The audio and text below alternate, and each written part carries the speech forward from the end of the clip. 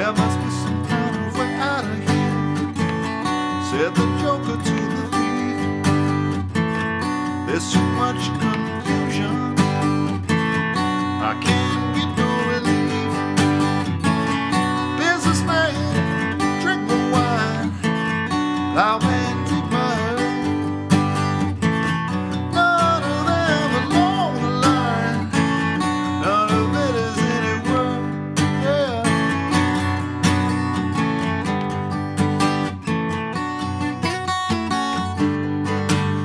Hey everyone, welcome to MT Guitar. Today we're doing All Along the Watchtower, the Bob Dylan version.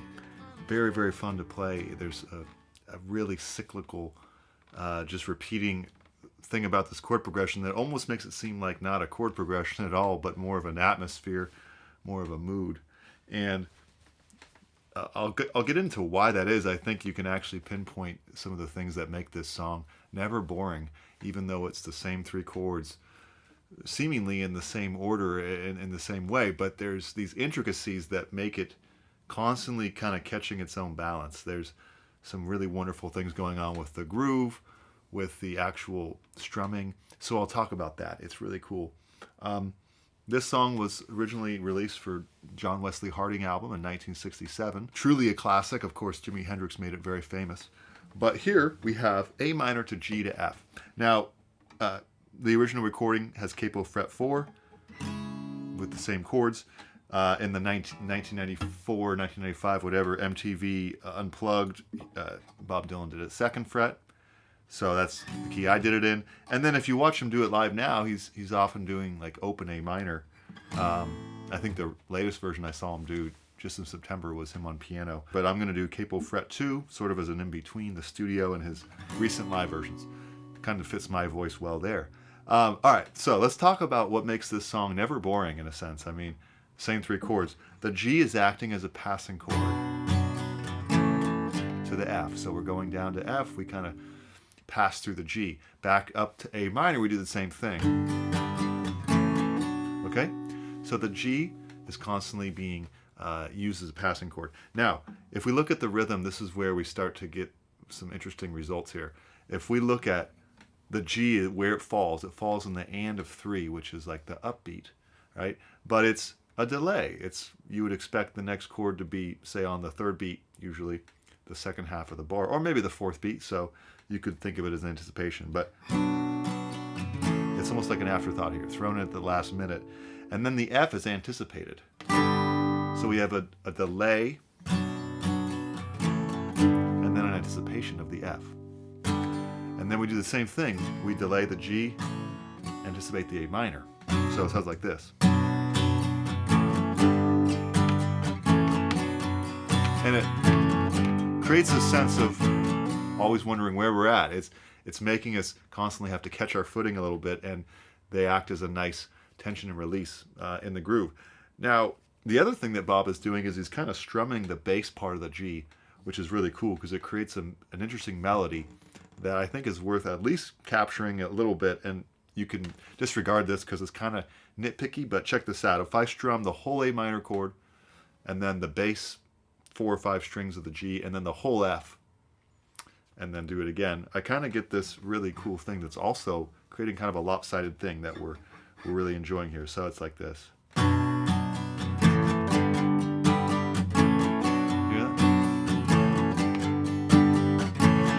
So da, da. The A minor and F are full and bright and open, and the G is kind of more in the bassy end of things.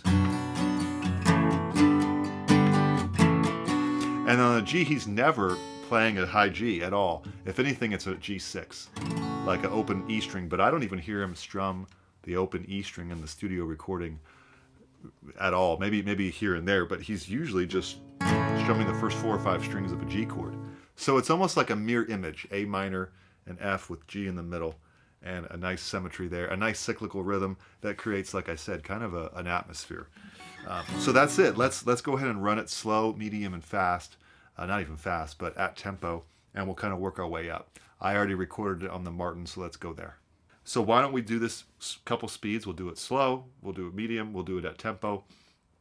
Maybe I'll mention a couple things about the groove as we go. All right, so really slow. Here we go. We're going to go down, up the whole time. We're going to switch to the right time. Let's start first with slow. Here we go. 3, 4. G, A minor, G, F, G, A minor, G, F.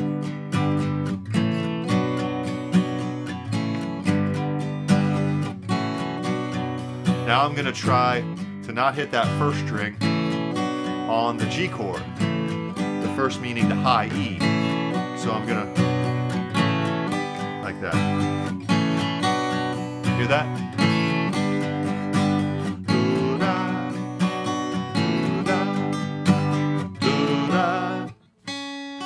That's the melody almost of the strumming. Now let's speed it up a little bit. And we'll again try to really make sure on the G chord we're not hitting the first string. I think it's an important thing to try it, and it's honoring the original, so you're welcome to disregard that if you want to take from any live version. But I think it's fun to do. A little bit faster. Here we go. 3, 4.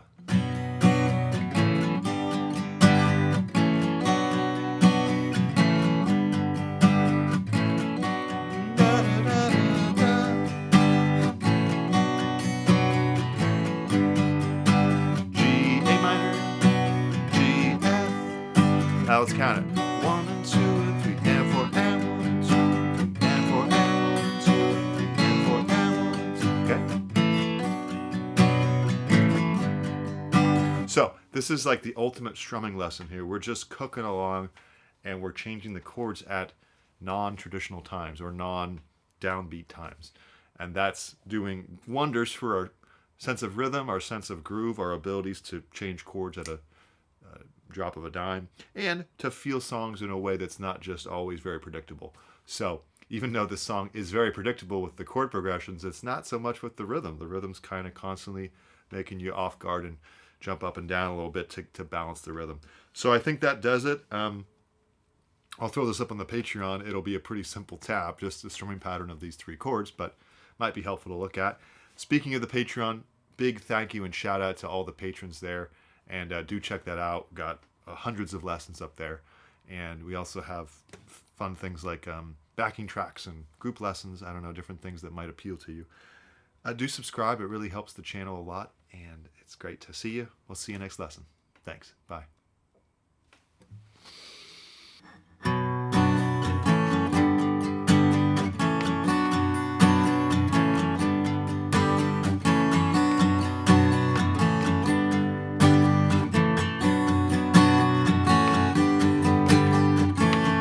There must be some kind of way out of here, said the joker to the thief. There's too much confusion, I can't get no relief. Businessman, drink more wine. Plowman, take my herd.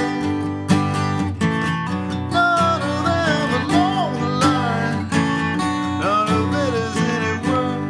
Yeah.